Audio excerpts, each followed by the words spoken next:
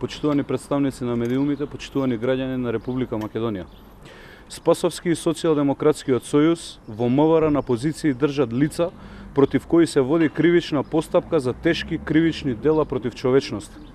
Спасовски веќе 2 месеци на позицијата началник на СВР Штип го држи Љупчо Трајковски, против кого според нашите информации е поднесена кривична пријава за криумчарење на мигранти според членот 418б од Кривичниот законник на Република Македонија.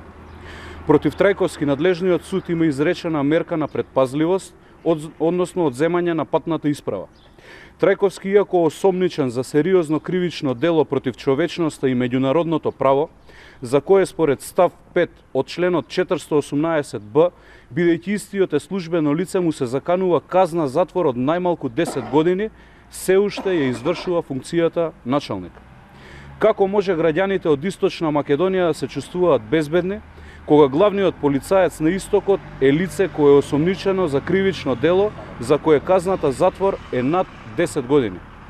Дали Спасовски и Социјалдемократскиот сојуз го држат на позиција Трајковски со цел истиот да им биде од полза за изборите?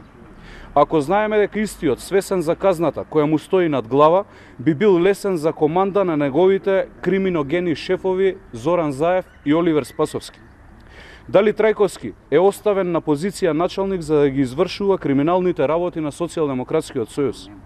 Трајковски не е прв случај во кој што првите соработници на Спасовски се фатени во криминал, а потоа остануваат да ги вршат функциите. Неговиот советник Драган Симоновски беше приведен под сомнение дека уценувал преку оддавање на мерки. Притвор немаше. Советникот на Спасовски продолжи да си оди на работа, а доказите мистериозно исчезнаа. И рускоско обвинителството се откажа исто така од прогон. Луѓе како Трајковски и Симоновски не смеат да бидат лица на МВР. Граѓаните заслужуваат честна и професионална полиција, а не полиција со која командуваат криминалци. МВР мора да биде во функција на сите граѓани на Република Македонија. Потребна е промена на Социјалдемократскиот сојуз. За да се случи тоа, потребна е масовна излезност на претседателските избори и гласање за Гордана Силјановска Давкова. Ви благодарам.